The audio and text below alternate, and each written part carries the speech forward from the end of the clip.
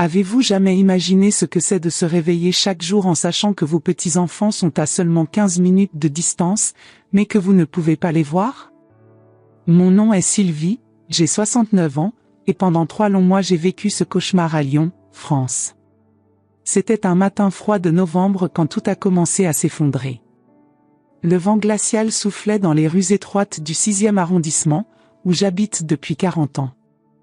Je préparais les croissants préférés de mes petits-enfants, Emma de 8 ans et Louis de 5 ans, comme je le faisais tous les mercredis quand ils venaient me rendre visite après l'école.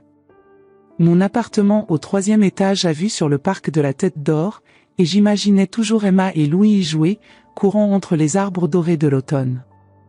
Mais ce jour-là, le téléphone a sonné. « Maman Sylvie ?» C'était la voix de mon fils Thomas, hésitante, presque chuchotant. « Oui, mon chéri, les petits arrivent ?» Le silence de l'autre côté m'a glacé plus que le vent dehors.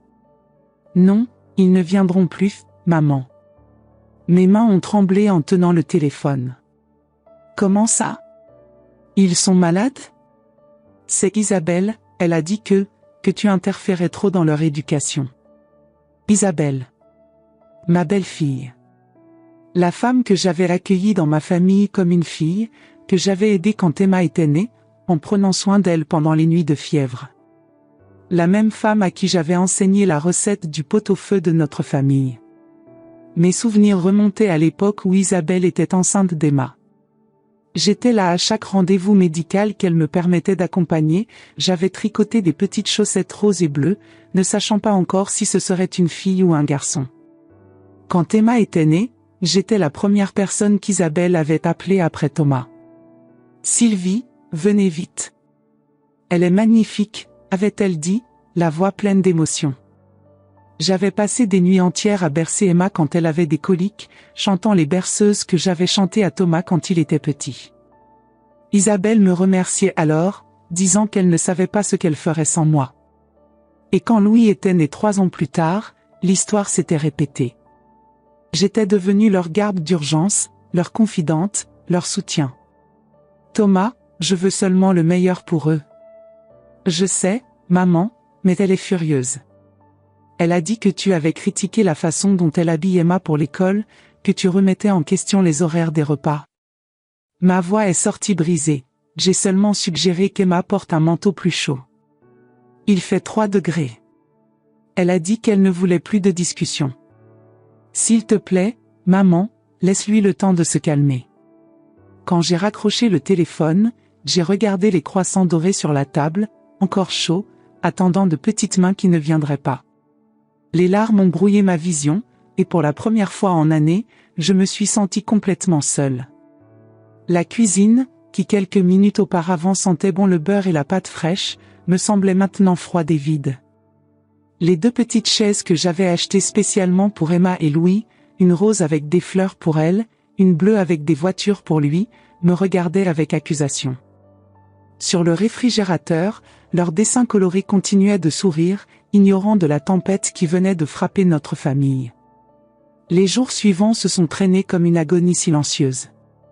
Je passais dans les rues de Lyon en voyant des grands-mères avec leurs petits-enfants, et mon cœur se brisait un peu plus. Dans les après-midi de mercredi, je me surprenais à préparer inconsciemment les goûters qu'Emma et Louis adoraient, seulement pour me rappeler qu'ils ne viendraient pas. Le mercredi suivant a été particulièrement difficile. J'avais préparé par habitude leur chocolat chaud préféré, celui d'Emma avec de la crème fouettée et des petits marshmallows en forme d'étoile, celui de Louis avec du caramel et sans crème parce qu'il n'aimait pas la texture.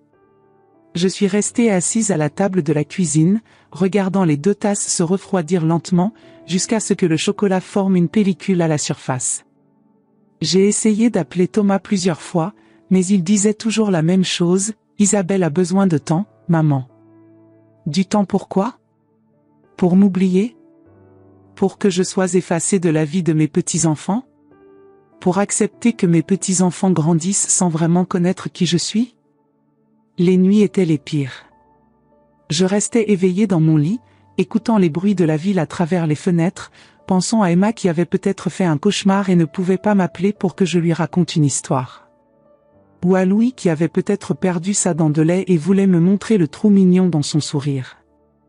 J'avais commencé à éviter certaines rues de Lyon, celles qui passaient devant l'école d'Emma, le parc où nous allions nourrir les canards, la boulangerie où Louis choisissait toujours le pain au chocolat avec le plus de pépites. Chaque endroit était devenu un rappel douloureux de ce que j'avais perdu.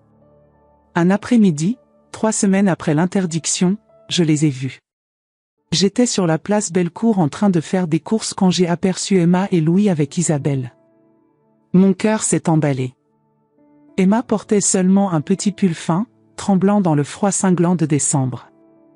Instinctivement, j'ai marché vers eux. « Emma !»« Louis !» ai-je crié, en faisant signe de la main. Emma m'a regardé avec ses grands yeux bleus, identiques à ceux de son père, et a commencé à courir vers moi.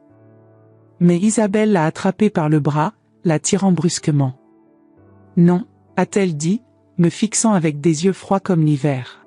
« Venez, les enfants. Mamie Sylvie. » Louis a crié, tendant ses petits bras vers moi par-dessus l'épaule de sa mère pendant qu'ils étaient traînés au loin. Je suis resté là, debout au milieu de la place, avec des gens qui passaient autour de moi, me sentant comme si mon monde s'était écroulé. Dans le regard d'Emma, j'avais vu de la confusion et de la tristesse. Elle ne comprenait pas pourquoi elle ne pouvait pas venir me voir, pourquoi sa mère la tirait loin de sa grand-mère qui lui manquait. Cette nuit-là, j'ai pleuré comme je n'avais pas pleuré depuis la mort de mon mari Henri, 5 ans auparavant. Je me suis souvenu des derniers mots qu'Henri m'avait dit à l'hôpital: « Prends soin de notre famille, Sylvie. Assure-toi qu'ils se souviennent combien nous les aimons. » J'avais l'impression d'avoir failli à cette promesse. C'est alors qu'une idée a commencé à se former dans mon esprit. Une idée qui changerait tout. Mais ce que je ne savais pas encore, c'était que ma décision révélerait des secrets qui ébranleraient notre famille pour toujours, et qu'Isabelle, la femme qui me méprisait, serait bientôt à mes pieds en implorant mon pardon. Assise dans ma chambre cette nuit-là, j'ai ouvert la boîte à souvenirs que je gardais sous mon lit.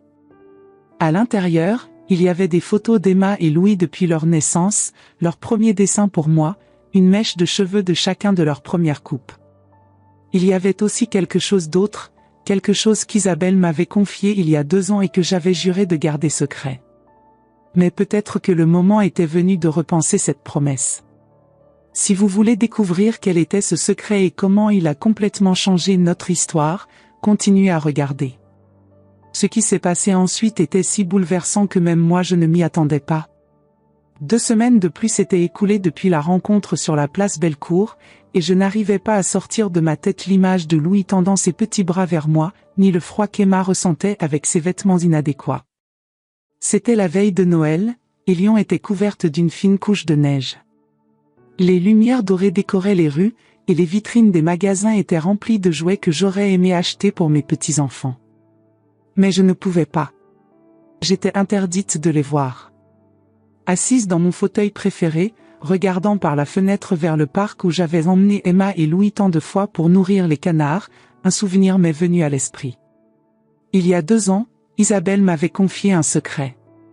Nous étions dans la cuisine en train de préparer le dîner pour l'anniversaire de Thomas, et elle, après quelques verres de vin, m'avait dit quelque chose qui n'aurait jamais dû sortir de sa bouche. Ce soir-là, nous préparions le bœuf bourguignon préféré de Thomas. Isabelle semblait nerveuse, buvant plus de vin que d'habitude. Je me souviens qu'elle portait une robe bleu marine que je lui avais offerte pour son anniversaire. Ses cheveux étaient attachés en chignon, mais quelques mèches s'échappaient, lui donnant un air vulnérable que je n'avais jamais vu auparavant. « Sylvie » avait-elle chuchoté, regardant nerveusement vers la porte, « j'ai besoin de te dire quelque chose, mais tu dois me promettre de ne jamais en parler à Thomas. » J'avais promis, comme n'importe qui l'aurait fait. Après tout, elle était ma belle-fille, une partie de la famille. Je me souviens avoir posé le couteau que j'utilisais pour couper les légumes, me tournant complètement vers elle pour lui donner toute mon attention. Avant de connaître Thomas, j'étais avec un autre homme. Nous avions une relation sérieuse. Très sérieuse. Ses mains tremblaient pendant qu'elle parlait. Thomas pense qu'Emma est sa fille, mais il existe une possibilité qu'elle ne le soit pas. Mon sang s'était glacé à ce moment-là. Isabelle, qu'est-ce que tu dis? J'étais enceinte quand j'ai rencontré Thomas. Seulement quelques semaines. Mais l'autre homme, il ne voulait pas assumer la responsabilité. Thomas était si gentil, si aimant, et quand Emma est née, elle avait les yeux bleus comme lui. J'ai pensé que c'était un signe. Elle m'avait parlé de Marc, cet homme qu'elle avait fréquenté avant Thomas. Un photographe freelance, avait-elle dit, quelqu'un de bohème qui rêvait de voyager le monde mais qui fuyait les responsabilités. Quand elle lui avait annoncé qu'elle était enceinte, il avait disparu du jour au lendemain, laissant seulement un mot disant qu'il n'était pas prêt à être père. Il m'avait dit qu'il m'aimait, avait continué Isabelle, les larmes coulant sur ses joues. Nous avions parlé de nous marier, d'avoir des enfants un jour. Mais quand c'est devenu réel, il s'est enfui comme un lâche. C'est à ce moment-là que Thomas était entré dans sa vie. Il travaillait dans la même entreprise qu'une amie d'Isabelle, et cette amie les avait présentés lors d'une soirée. Thomas, avec sa gentillesse naturelle et sa stabilité, était devenu le sauveur d'Isabelle. Il ne savait pas qu'elle était enceinte au début de leur relation. Quand j'ai finalement trouvé le courage de lui dire que j'étais enceinte, avait raconté Isabelle, il m'a simplement prise dans ses bras et m'a dit qu'il m'aimait, moi et le bébé. Il n'a jamais posé de questions sur le père biologique. Il a simplement accepté.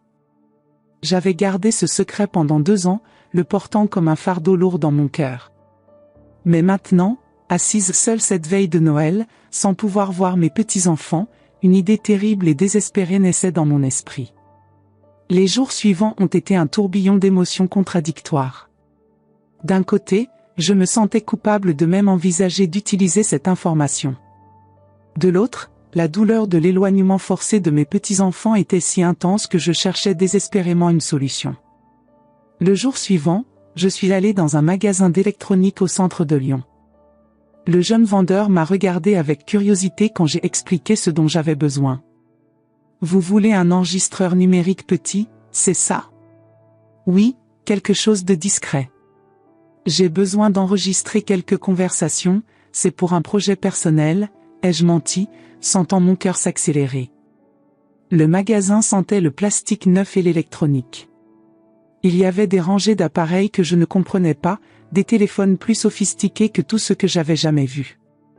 Le vendeur, un garçon d'environ 25 ans avec des cheveux blonds et un sourire patient, m'a montré plusieurs options. « Celui-ci est parfait pour vous, madame », a-t-il dit en me montrant un petit appareil noir pas plus grand qu'une boîte d'allumettes. Il a une autonomie de 8 heures et la qualité audio est excellente. Très facile à utiliser. Pendant la semaine suivante, j'ai élaboré mon plan soigneusement. Je savais qu'Isabelle allait au Café de la Paix tous les mardis matins avec ses amis. C'était sa routine religieuse depuis des années. Je me souvenais de la première fois qu'elle m'avait parlé de ces rencontres. « C'est mon moment à moi », avait-elle dit. Sandrine, Amélie et moi, nous nous connaissons depuis le lycée. C'est notre façon de rester connectés malgré nos vies occupées. J'avais toujours respecté ce temps qu'elle passait avec ses amis, pensant que c'était important pour elle d'avoir ce soutien social. Le Café de la Paix était un petit établissement charmant près de la place des Terreaux. Je le connaissais bien car j'y allais parfois avec Henri avant sa mort. Les propriétaires, Monsieur et Madame Dubois, étaient un couple âgé qui tenait le café depuis 30 ans. L'intérieur était décoré dans un style traditionnel français, avec des nappes à carreaux rouges et blancs et des photos en noir et blanc de lions accrochés au mur. Le mardi suivant, je suis arrivé au café une demi-heure avant Isabelle. J'ai choisi une table stratégique, près de la table qu'elle occupait toujours, et j'ai activé l'enregistreur que j'avais caché dans mon sac. Mon cœur battait si fort que j'avais peur qu'on puisse l'entendre. J'ai commandé un café au lait et un croissant que je n'avais aucune intention de manger. Mes mains tremblaient légèrement quand Madame Dubois m'a apporté ma commande. « Tout va bien, Madame Sylvie ?» avait-elle demandé avec concern, remarquant probablement ma nervosité. « Oui, oui, merci beaucoup », avais-je répondu, essayant de paraître normal. Quand Isabelle est arrivée avec ses amies, Sandrine et Amélie, mon cœur s'est emballé. Elles se sont assises exactement où je l'espérais, et bientôt la conversation a coulé avec la naturalité habituelle. Sandrine était une femme blonde et élégante qui travaillait dans la mode. Elle portait toujours des vêtements impeccables et parlait avec un léger accent parisien. Amélie, plus petite et brune, était professeure de français dans un lycée. Elle avait une voix douce mais des opinions tranchées sur tout. « Comment vont les choses avec la belle-mère » a demandé Sandrine, remuant son café. Isabelle a levé les yeux au ciel. « Sylvie ? Dieu merci, j'ai réussi à me débarrasser d'elle. » Cette femme était un cauchemar, toujours à se mêler de l'éducation des enfants. Mais elle n'aidait pas beaucoup avec Emma et Louis, a questionné Amélie. Elle aidait, mais le prix était trop élevé. Elle remettait en question tout ce que je faisais. Et en plus, Isabelle a baissé la voix, et j'ai dû faire un effort pour entendre, elle ne découvrira jamais la vérité sur Emma. Mon sang s'est glacé. Sandrine s'est penchée vers l'avant. Quelle vérité ? Thomas pense qu'Emma est sa fille, mais en réalité, eh bien, vous connaissez ma relation avec Marc avant de rencontrer Thomas. Emma est la fille de Marc. Le monde a tourné autour de moi. Amélie a presque s'étouffé avec son café. Isabelle, tu n'as jamais dit ça à Thomas ? Et je vais le dire ? Bien sûr que non. Thomas est un père merveilleux pour Emma, et elle l'adore. En plus, Marc a disparu de ma vie il y a des années. Pourquoi compliquer les choses ? Mais Isabelle, c'est très sérieux. C'est sérieux pour rien. Emma est heureuse, Thomas est heureux, je suis heureuse. La seule personne qui pouvait tout gâcher était Sylvie, toujours à se mêler de ce qui ne la regardait pas. Mais maintenant que je me suis débarrassée d'elle, notre vie est parfaite. Elles ont ri, et Isabelle a continué. La vieille reste là à souffrir parce qu'elle ne peut pas voir ses petits-enfants. Bien fait. Elle aurait dû y penser avant de vouloir contrôler ma vie. J'ai senti ma gorge se serrer, des larmes de rage et de douleur brûlant mes yeux. Mais j'ai continué à enregistrer. Et si Thomas découvre un jour, a insisté Sandrine. Isabelle a haussé les épaules avec une froideur qui m'a choquée.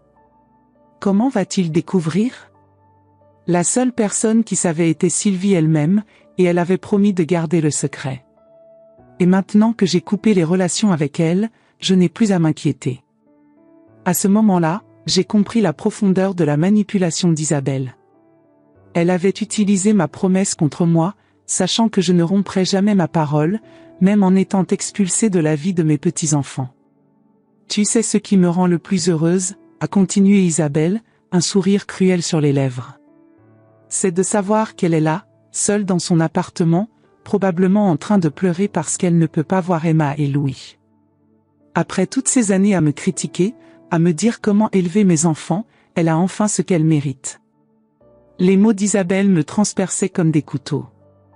Je n'arrivais pas à croire que cette femme, que j'avais aidée et soutenue pendant tant d'années, pouvait être si cruelle. Quand elles se sont levées pour partir, je suis restée assise, tremblant. Pas de froid, mais d'un mélange de rage, de déception et de détermination que je n'avais jamais ressenti auparavant. Ce soir-là, chez moi, j'ai écouté l'enregistrement plusieurs fois. Chaque mot d'Isabelle résonnait dans mon esprit comme une sentence. Elle m'avait banni de la vie de mes petits-enfants, avait menti à Thomas pendant des années, et se moquait encore de ma souffrance. C'est alors que j'ai pris la décision qui changerait nos vies pour toujours. J'ai pris une enveloppe, j'ai mis l'enregistreur numérique à l'intérieur, avec une lettre que j'ai écrite le cœur brisé mais déterminé. Thomas, mon cher fils.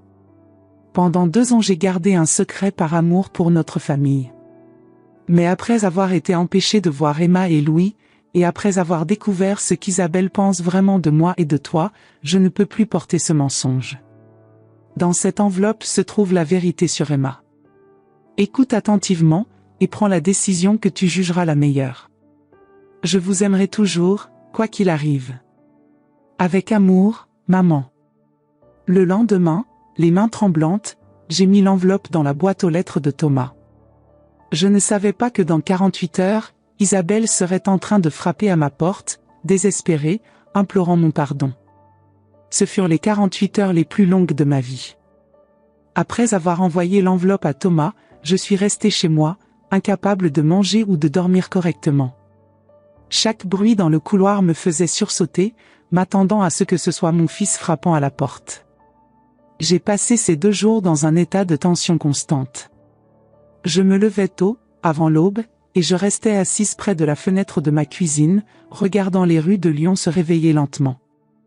Les boulangers ouvraient leurs magasins, les premiers travailleurs se dirigeaient vers les arrêts de bus, la vie continuait normalement alors que mon monde était suspendu dans l'attente. J'ai essayé de m'occuper, j'ai nettoyé l'appartement de fond en comble, j'ai organisé mes placards, j'ai même commencé à tricoter une écharpe pour Emma, puis je me suis arrêtée en réalisant que je ne savais pas si j'aurais jamais l'occasion de la lui donner. Le mercredi soir, j'ai presque craqué et j'ai failli appeler Thomas pour annuler toute l'affaire. J'ai pris le téléphone plusieurs fois, mais je n'arrivais pas à composer le numéro. Dans ma tête, je n'arrêtais pas de revoir la scène du café, les mots cruels d'Isabelle résonnant comme un écho douloureux. C'était un jeudi glacial de janvier quand c'est finalement arrivé. J'étais dans la cuisine en train de préparer un thé quand j'ai entendu des pas précipités dans l'escalier. Ce n'étaient pas les pas fermes de Thomas, c'étaient des talons hauts, frappant le marbre avec désespoir. Les coups sur la porte ont été violents, désespérés. « Sylvie! Sylvie! Ouvre cette porte !» C'était Isabelle. Sa voix était brisée, presque méconnaissable. Je ne l'avais jamais entendue ainsi. J'ai marché lentement vers la porte, mon cœur battant fort. Les coups ont continué, de plus en plus frénétiques. « S'il te plaît, Sylvie. Je sais que tu es là. S'il te plaît. » Quand j'ai ouvert, ce que j'ai vu m'a choqué. Isabelle, toujours si impeccable avec ses cheveux parfaitement coiffés et son maquillage parfait, était détruite. Les yeux rouges et gonflés d'avoir tant pleuré, les cheveux ébouriffés, le mascara coulant sur son visage. Elle portait le même manteau noir qu'elle avait porté 2 jours plus tôt, mais maintenant il était froissé, comme si elle avait dormi dedans. « S'il te plaît » a-t-elle chuchoté, tombant à genoux là même dans le couloir. « S'il te plaît, pardonne-moi. » Je l'ai regardée en silence pendant quelques secondes. Une partie de moi ressentait de la pitié pour cette femme brisée devant moi, mais une autre partie se souvenait des 3 mois d'agonie que j'avais passés. « Entre » ai-je dit finalement, faisant un pas en arrière. Isabelle a pratiquement rampé dans mon appartement, sanglotant encore. Elle s'est assise sur le canapé, recroquevillée comme une enfant effrayée. « Thomas a écouté » ai-je demandé, fermant la porte. Elle a hoché la tête, incapable de parler. Après quelques minutes, elle a réussi à contrôler les sanglots suffisamment pour former des mots. Il a tout écouté. Hier soir. Quand il est rentré à la maison, il m'a montré l'enregistreur et ta lettre. Il a dit qu'il voulait me donner la chance d'expliquer avant d'écouter. Je me suis assise dans le fauteuil en face d'elle, attendant. J'ai essayé de nier au début, j'ai dit que tu mentais, que tu avais tout inventé par vengeance. Mais alors il a appuyé sur play. Sa voix a failli à nouveau. Et il a entendu ma propre voix dire ces choses horribles. Sur Emma qui n'était pas sa fille, sur toi, sur comment je me moquais de ta souffrance. Mes mains étaient entrelacées sur mes genoux, contrôlant ma respiration. Et qu'est-ce qu'il a dit? Il n'a rien dit. Il a simplement pris quelques vêtements et il est parti. Il a emmené les enfants chez sa sœur Marie. Il a dit qu'il avait besoin de réfléchir, qu'il ne savait plus en qui il pouvait avoir confiance. Je me souvenais de Marie, la femme de Pierre, mon fils cadet. C'était une femme douce et compréhensive, parfaite pour accueillir Thomas et les enfants dans un moment pareil. Avant de partir, a continué Isabelle, sa voix tremblant, il m'a regardé avec des yeux que je n'avais jamais vus. Pas de la colère, pas de la tristesse, c'était pire. C'était de la déception profonde. Il m'a dit, « Je pensais te connaître, Isabelle. Je pensais que nous étions une équipe. Mais tu as menti pendant 8 ans, et pire encore, tu as banni ma mère de nos vies et tu te moquais de sa douleur. » Le silence a plané entre nous. Dehors, il commençait à neiger à nouveau, et les flocons blancs dansaient devant la fenêtre comme des larmes gelées. « Emma et Louis savent ?» ai-je demandé, ma voix à peine un murmure. Isabelle a secoué la tête. Non. Thomas a dit aux enfants que c'était juste une visite spéciale chez tante Marie. Mais Emma est intelligente, elle a perçu que quelque chose se passait. Elle a demandé pourquoi papa était triste, pourquoi je pleurais. J'ai senti mon cœur se serrer en pensant à la confusion que mes petits-enfants devaient ressentir. Louis a essayé de consoler Thomas, a ajouté Isabelle, les larmes coulant de nouveau. Il lui a dit, « Papa, si tu es triste, tu peux prendre mon doudou. » Et Emma? Emma a dit qu'elle voulait t'appeler pour que tu viennes les réconforter tous. Ces mots ont transpercé mon cœur. Mes petits-enfants pensaient encore à moi, voulaient encore que je sois là pour eux. Thomas a pleuré quand Emma a dit ça, a continué Isabelle. Il l'a serré dans ses bras et a dit, « Mamie Sylvie vous manque beaucoup, n'est-ce pas ?» Et Emma a répondu, « Oui, papa. » Pourquoi elle ne vient plus nous voir? Est-ce qu'elle ne nous aime plus? J'ai dû me mordre la lèvre pour ne pas pleurer. Et qu'est-ce que Thomas a répondu? Il a dit, « Mamie Sylvie vous aime plus que tout au monde. C'est maman qui a fait une erreur. » Et puis il m'a regardé avec tellement de déception dans les yeux. Isabelle s'est levée du canapé et a commencé à faire les 100 pas dans mon salon, se tordant les mains nerveusement. « Sylvie » m'a-t-elle regardé avec des yeux suppliants, « je sais que je ne le mérite pas, mais j'ai besoin de ton aide. » Thomas ne répond pas à mes appels téléphoniques. Il ne répond pas à mes messages. Je ne sais pas quoi faire. Et pourquoi penses-tu que je devrais t'aider? Ai-je demandé, ma voix plus froide que je ne l'avais voulu. Tu m'as expulsé de la vie de mes petits-enfants. Tu t'es moqué de ma souffrance avec tes amis. Tu m'as appelée la vieille. Elle s'est recroquevillée encore plus. Je sais. Je sais que j'ai été terrible. Mais s'il te plaît, pense aux enfants. Emma pose des questions sur toi tous les jours. Elle a dit qu'elle voulait te voir, qu'elle s'ennuyait de toi. Et qu'est-ce qu'elle a dit exactement? Isabelle s'est arrêtée de marcher et s'est tournée vers moi. Hier matin, avant que Thomas ne les emmène chez Marie, Emma est venue dans ma chambre. Elle avait ses grands yeux bleus pleins de larmes et elle m'a dit, « Maman, j'ai rêvé de mamie Sylvie cette nuit. Elle faisait des croissants pour nous et elle nous lisait des histoires. Pourquoi elle ne peut plus venir nous voir? Est-ce que c'est ma faute? » Ces mots ont atteint mon cœur comme une flèche. Emma a pensé que c'était sa faute? Oui. Et Louis aussi. Il a demandé si c'était parce qu'il avait cassé ton vase préféré la dernière fois qu'il était venu ici. Tu te souviens? Ce petit vase bleu avec des fleurs? Je me souvenais parfaitement. Louis avait accidentellement fait tomber le vase en jouant au ballon dans le salon. Il avait pleuré pendant 1 heure, pensant que j'étais fâchée contre lui. J'avais passé tout l'après-midi à le rassurer, lui disant que les objets pouvaient être remplacés mais que lui était irremplaçable. J'ai dit à Louis que ce n'était pas sa faute, a continué Isabelle, mais il a dit, « Alors pourquoi mamie ne vient plus? Elle ne m'aime plus parce que j'ai cassé son vase ?» Des larmes ont commencé à couler sur mon visage. Tous ces mois à imaginer que mes petits-enfants m'avaient oublié, et ils ressentaient ma absence autant que moi je ressentais la leur. « Isabelle, ai-je dit, me levant et marchant vers la fenêtre, ce que tu as fait était très grave. Tu as menti à Thomas pendant des années. Tu m'as utilisée comme confidente et puis tu m'as puni pour avoir gardé ton secret. Et pire encore, tu as privé mes petits-enfants de l'amour de leur grand-mère. Je sais, a-t-elle sangloté derrière moi. Je sais que j'ai tout gâché. Mais s'il te plaît, s'il existe une possibilité de réparer ça. Emma a besoin de son père. Et Louis aussi. Et moi, j'ai besoin de ma famille. Je me suis tournée pour la regarder. Thomas est leur père, Isabelle. Il peut ne pas être le père biologique d'Emma, mais c'est le seul père qu'elle connaît. Qu'elle aime.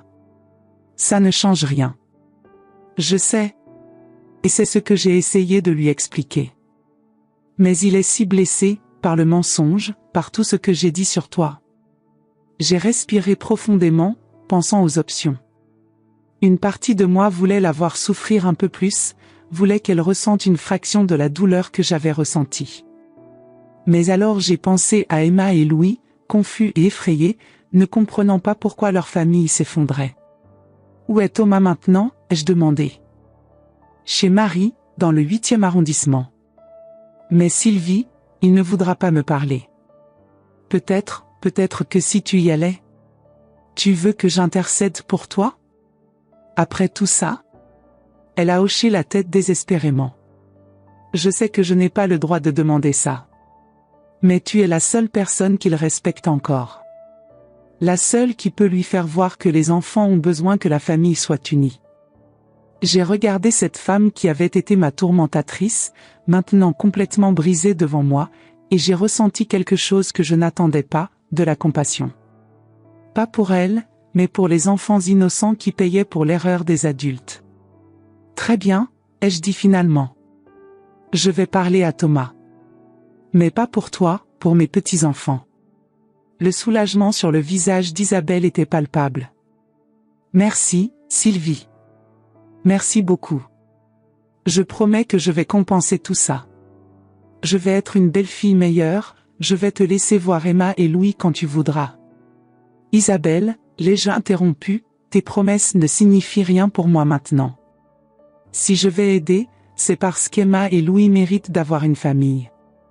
Mais sache que tu devras regagner la confiance de Thomas. Et la mienne aussi.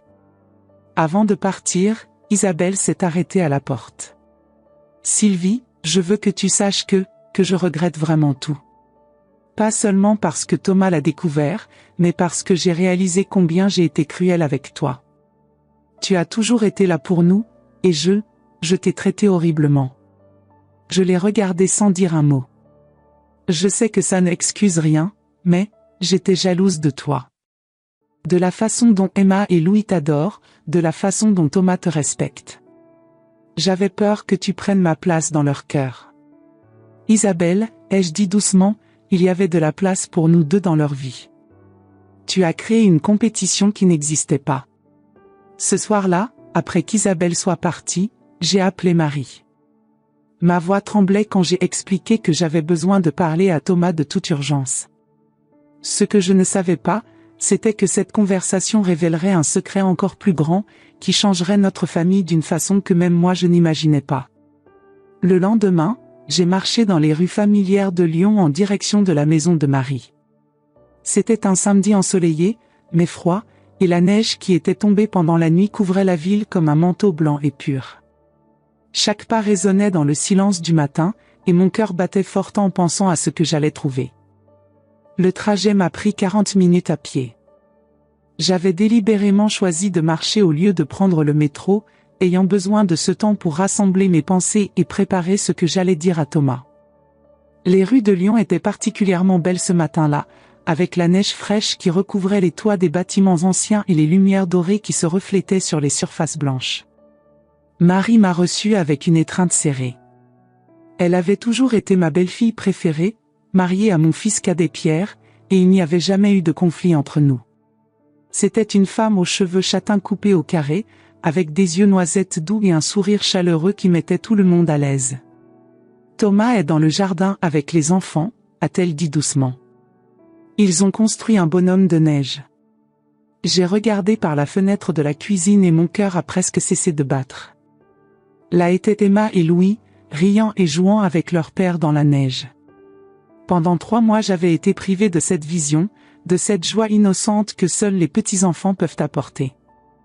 Emma portait une combinaison de neige rose que je ne lui avais jamais vue, et Louis avait un bonnet bleu avec des oreillettes qui le faisaient ressembler à un petit ourson. Il courait autour de Thomas, lui lançant des boules de neige et riant aux éclats. Pour un moment, Thomas semblait presque normal, souriant et jouant avec eux. Mais même de loin, je pouvais voir la tristesse dans ses yeux. « Comment va-t-il » ai-je demandé à Marie. « Anéanti » a-t-elle répondu honnêtement. Il n'a pas dormi correctement depuis qu'il a entendu l'enregistrement. Il regarde Emma avec une expression, c'est comme s'il ne savait plus qui elle était. Et les enfants ? Emma perçoit que quelque chose ne va pas. Elle demande pourquoi papa est triste, s'ils vont retourner à la maison. Louis est plus petit, mais il ressent aussi la tension. Hier soir, il a demandé à Thomas, « Papa, pourquoi tu pleures quand tu penses que nous ne regardons pas ?» Marie m'a servi un café dans une tasse en porcelaine blanche avec de petites fleurs bleues. Ses mains tremblaient légèrement quand elle me l'a tendu. « Sylvie, a-t-elle dit en s'asseyant en face de moi, je sais que ce n'est pas ma place de commenter, mais ce qu'Isabelle a fait était impardonnable. Thomas m'a tout raconté hier soir.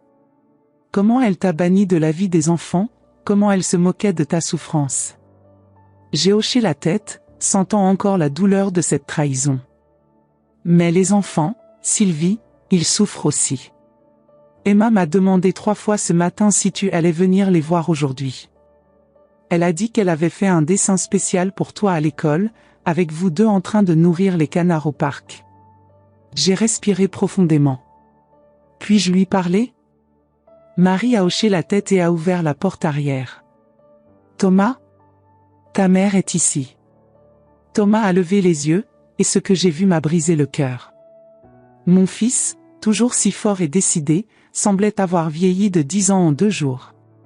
Ses yeux étaient rouges et fatigués, et il y avait une barbe de plusieurs jours qui lui donnait un air négligé que je ne lui avais jamais vu. Mamie Sylvie. Emma a crié, courant vers moi les bras ouverts. Mon monde s'est illuminé instantanément. J'ai embrassé ma petite fille de toutes mes forces, sentant son odeur douce et familière, ses petites mains serrant mon cou. Tu m'as manqué, mamie, a-t-elle chuchoté dans mon oreille. Toi aussi, ma chérie. Beaucoup, beaucoup tu m'as manqué. Louis est arrivé en courant juste après, et là, embrassant mes petits-enfants dans la neige, j'ai senti qu'une partie de mon âme retournait à sa place.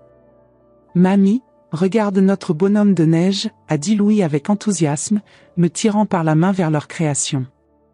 C'était un bonhomme de neige parfaitement proportionné, avec des boutons faits de petites pierres noires, une carotte pour le nez, et une écharpe rouge autour du cou. Emma avait utilisé des brindilles pour faire les bras, et Louis avait insisté pour mettre son propre bonnet sur la tête du bonhomme. Il est magnifique, ai-je dit, et j'ai vu les visages des enfants s'illuminer de fierté. Papa nous a aidés, a dit Emma, mais il était triste. J'ai essayé de lui dire des blagues pour le faire rire, mais ça n'a marché qu'un petit peu. Marie, peux-tu emmener les enfants à l'intérieur? Je veux faire du chocolat chaud, a dit Thomas, sa voix fatiguée. Quand nous nous sommes retrouvés seuls dans le jardin, Thomas s'est assis sur le banc en bois où nous avions eu tant de conversations pendant son enfance. Je me souvenais de l'avoir trouvé là, pleurant à l'âge de 12 ans parce qu'un garçon à l'école l'embêtait. J'avais passé 1 heure à lui expliquer comment gérer les intimidateurs avec intelligence plutôt qu'avec la force. « Maman, a-t-il dit, sans me regarder dans les yeux, pourquoi as-tu gardé ça pour moi pendant si longtemps ?» Je me suis assise à côté de lui, choisissant mes mots soigneusement. Parce qu'elle m'avait demandé de le garder. Et parce qu'à l'époque, j'ai pensé que ce serait mieux pour tous. Mieux? Sa voix portait une amertume que je n'avais jamais entendue auparavant. Maman, j'ai vécu un mensonge pendant 8 ans. Emma pourrait ne pas être ma fille. Thomas, ai-je dit fermement, me tournant pour le regarder en face, regarde-moi. Il a levé les yeux à contre-cœur. Emma est ta fille. Elle peut ne pas partager ton sang, mais elle est ta fille. Tu étais là quand elle est née, quand elle a fait ses premiers pas, dit ses premiers mots. Tu lui as appris à faire du vélo, tu lui as lu des histoires pour qu'elle s'endorme. Ça ne change rien. Mais le mensonge, maman. Le mensonge était terrible. Isabelle a gravement eu tort. Mais punir Emma pour ça serait encore pire. Thomas est resté silencieux pendant un long moment, observant le bonhomme de neige qu'il avait construit avec les enfants. Le soleil commençait à le faire fondre légèrement, et de petites gouttes d'eau tombaient de son nez en carotte. « Tu sais ce qui me fait le plus mal ?» a-t-il finalement dit. Ce n'est même pas la question de la paternité d'Emma. C'est ce qu'Isabelle a dit sur toi. Comment elle s'est moquée de ta souffrance, comment elle avait planifié de t'éloigner de nous. J'ai senti des larmes brûler mes yeux. Thomas. Maman, j'ai permis qu'elle fasse ça. J'ai été complice. J'ai laissé qu'elle t'empêche de voir Emma et Louis. Comment ai-je pu être si aveugle? Parce que tu lui faisais confiance. Parce que tu voulais maintenir la paix dans la famille. Et j'ai failli perdre ma mère dans le processus. Nous sommes restés en silence, observant Lyon se réveiller au loin. Finalement, Thomas a parlé à nouveau. J'ai besoin de connaître la vérité sur Emma. Je vais faire un test ADN. Mon cœur s'est serré. Et si ça confirme qu'elle n'est pas biologiquement ta fille? Alors je vais gérer ça. Mais Emma ne saura jamais la différence. Pour elle, je serai toujours papa. À ce moment-là, j'ai ressenti de la fierté pour l'homme que mon fils était devenu, même au milieu de tant de douleurs. Et Isabelle, ai-je demandé. Thomas a soupiré profondément. Je ne sais pas si je peux lui pardonner, maman. Je ne sais pas si je peux lui faire confiance à nouveau. Elle est détruite, Thomas. Elle est venue me supplier pardon hier. Et tu as pardonné? J'ai réfléchi soigneusement avant de répondre. J'ai pardonné pour Emma et Louis. Ils ont besoin que la famille soit unie. Mais la confiance, ça, elle devra la regagner. Nous avons parlé pendant encore 1 heure dans ce jardin, partageant nos douleurs et nos espoirs. Thomas m'a raconté comment il se sentait trahi, non seulement par le mensonge sur Emma, mais par la façon dont Isabelle avait délibérément détruit ma relation avec les enfants. Tu sais ce qui me tue le plus, a-t-il dit. C'est que pendant tous ces mois, Emma et Louis demandaient après toi, et je leur disais que tu étais occupé, que tu viendrais bientôt. Ils te faisaient des dessins que je gardais, pensant te les donner quand Isabelle se calmerait. Ils ont fait des dessins pour moi? Des dizaines. Emma a fait un portrait de vous deux dans le parc, et Louis a dessiné notre famille, mais il t'a mise au centre, plus grande que tous les autres. Il a dit, « Mamie est la plus importante ». Ces mots m'ont transpercé le cœur. Mes petits-enfants ne m'avaient jamais oublié. 1 semaine plus tard, les résultats du test sont arrivés. Thomas m'a appelé, sa voix étrangement calme. « Maman, peux-tu venir ici? J'ai quelque chose à te dire. » Quand je suis arrivée chez Marie, j'ai trouvé Thomas assis à la table de la cuisine avec une enveloppe dans les mains. Son expression était indéchiffrable. « J'ai ouvert les résultats, a-t-il dit. Mon cœur s'est arrêté. Et Emma est ma fille biologique. Le soulagement m'a frappé comme une vague. Thomas? Mais il y a quelque chose de plus, a-t-il continué, et son expression était étrange. J'ai demandé de faire le test sur Louis aussi, juste pour être absolument sûr de tout. J'ai senti un froid dans la colonne vertébrale. Et Louis n'est pas mon fils. Le monde a tourné autour de moi. Qu'est-ce que tu dis? Isabelle a menti sur le mauvais enfant, maman. Emma a toujours été ma fille. Mais Louis est le fils de ce Marc. Mon esprit s'est bloqué en essayant de traiter cette information. Mais ça veut dire que Isabelle ne connaissait même pas complètement la vérité. Qu'elle a vécu toutes ces années en pensant qu'elle avait menti sur Emma, quand en réalité le mensonge portait sur Louis. À ce moment-là, j'ai compris la complexité tragique de toute la situation. Isabelle avait porté une culpabilité sur la mauvaise fille, pendant qu'elle élevait le fils d'un autre homme en pensant qu'il était de Thomas. « Tu vas le dire à Isabelle ?» ai-je demandé. Thomas a secoué la tête lentement. « Je ne sais pas, maman. J'ai besoin de réfléchir. Louis m'appelle papa, il m'aime comme son père. Est-ce que ça changerait quelque chose ?» J'ai regardé mon fils, voyant la sagesse qu'il avait acquise à travers tant de douleurs. « Qu'est-ce que ton cœur te dit ? Que Emma et Louis sont mes enfants, indépendamment de l'ADN. Que Isabelle a commis des erreurs terribles, mais que nous en commettons tous. Et que notre famille a déjà assez souffert. » Cette révélation m'a fait réaliser quelque chose de profond.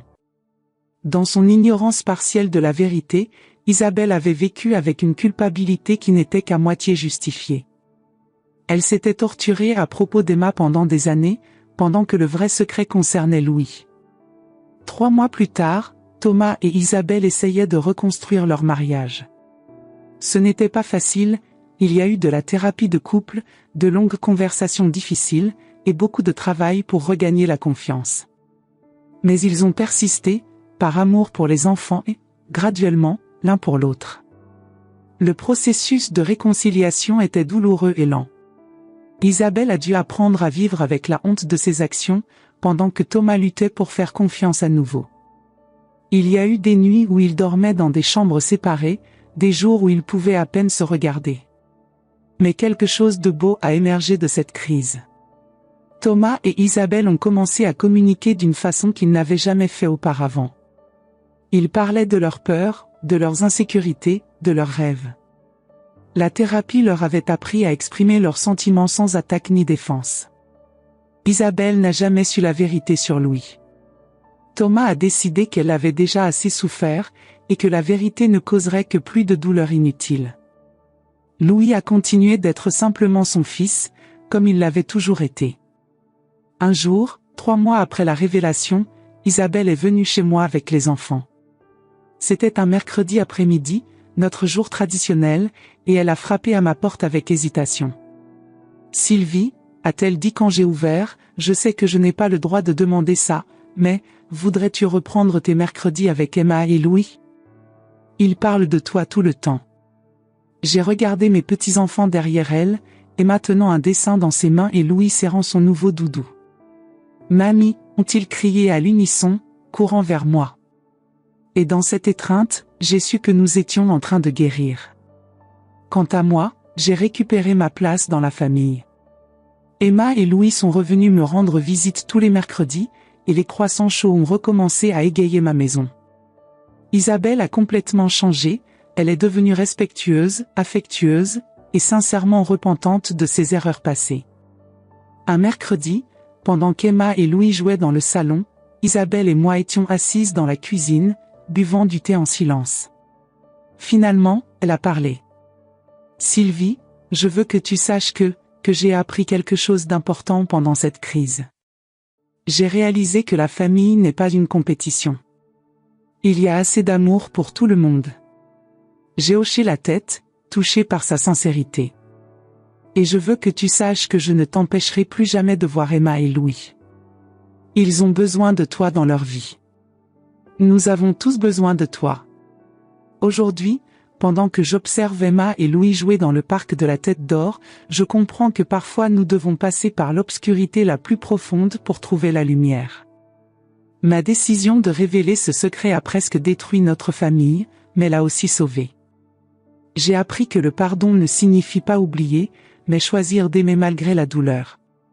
Que la vérité, aussi douloureuse soit-elle, est toujours meilleure qu'un mensonge.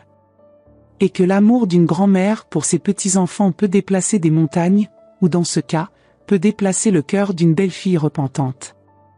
La famille n'est pas seulement une question de sang, c'est une question de choix, d'engagement et d'amour inconditionnel. Et parfois, les plus grandes leçons viennent des moments les plus difficiles. Emma court vers moi, ses yeux bleus brillants de joie. « Mamie, tu vas faire ces croissants spéciaux demain ? » « Bien sûr, ma petite », je réponds, l'embrassant.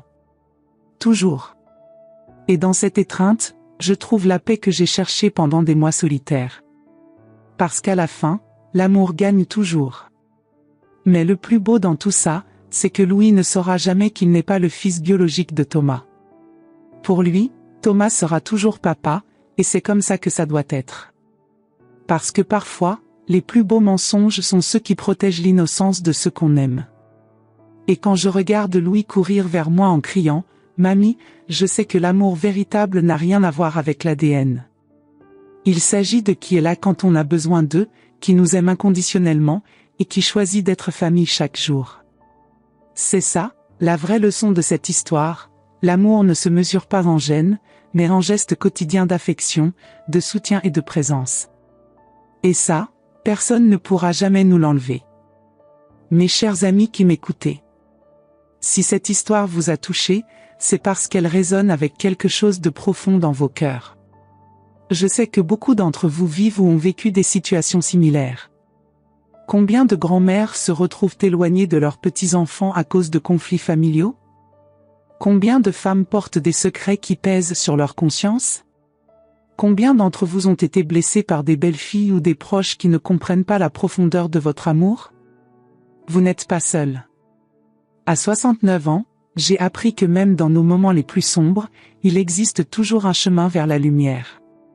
Parfois, ce chemin demande du courage, le courage de révéler une vérité difficile, le courage de pardonner quand on a été profondément blessé, ou le courage de tendre la main en premier. Si vous vivez une situation similaire avec votre famille, si vous êtes séparé de vos petits-enfants, si vous portez un secret qui vous ronge, sachez qu'il n'est jamais trop tard pour agir. Mais faites-le avec sagesse, avec amour, et toujours en pensant au bien des enfants innocents qui ne comprennent pas les conflits des adultes. Je voudrais que vous partagiez cette histoire avec d'autres femmes qui pourraient en avoir besoin. Partagez-la avec cette amie qui souffre en silence, avec cette voisine qui ne voit plus ses petits-enfants, avec cette collègue qui porte un fardeau trop lourd sur ses épaules. Laissez-moi un commentaire et racontez-moi votre propre histoire. Avez-vous vécu quelque chose de similaire? Comment avez-vous surmonté les conflits familiaux? Vos mots peuvent donner de l'espoir à une autre grand-mère qui traverse une période difficile. N'hésitez pas à dire ce que cette histoire vous a fait ressentir. Avez-vous pleuré avec moi? Avez-vous ressenti de la colère contre Isabelle? Vous êtes-vous reconnu dans ma douleur? Vos émotions sont importantes, et les partager peut aider d'autres femmes à se sentir moins seules. Si vous connaissez une grand-mère qui traverse une épreuve similaire, envoyez-lui cette vidéo. Parfois, savoir qu'on n'est pas la seule à souffrir peut faire toute la différence. Parfois, une histoire comme la mienne peut donner le courage nécessaire pour faire le premier pas vers la réconciliation. Et vous, les belles filles qui m'écoutez, je vous en supplie, ne laissez jamais l'orgueil ou la jalousie vous séparer de l'amour d'une grand-mère pour ses petits-enfants. Nous ne sommes pas là pour vous remplacer, mais pour enrichir la vie de vos enfants avec notre sagesse, notre expérience et notre amour inconditionnel. Rappelez-vous, la famille n'est pas parfaite, mais elle est précieuse. Les erreurs peuvent être pardonnées, les blessures peuvent guérir, et l'amour peut triompher de tout, même des mensonges les plus douloureux. Alors, mes chers amis, je vous demande, likez cette vidéo si elle vous a ému, partagez-la si vous pensez qu'elle peut aider quelqu'un d'autre, et surtout, commentez pour me dire comment cette histoire a résonné dans votre cœur. Ensemble, nous pouvons créer une communauté de femmes qui se soutiennent, qui s'entraident, et qui prouvent que même à 69 ans, on peut encore changer le cours de l'histoire. Merci de m'avoir écouté, merci d'avoir partagé cette émotion avec moi. Et n'oubliez jamais, tant qu'il y a de l'amour, il y a de l'espoir. Avec toute mon affection. Sylvie. Si cette histoire vous a donné envie de reprendre contact avec un proche dont vous êtes séparé, faites-le aujourd'hui. La vie est trop courte pour porter des rancunes, et nos petits-enfants grandissent si vite.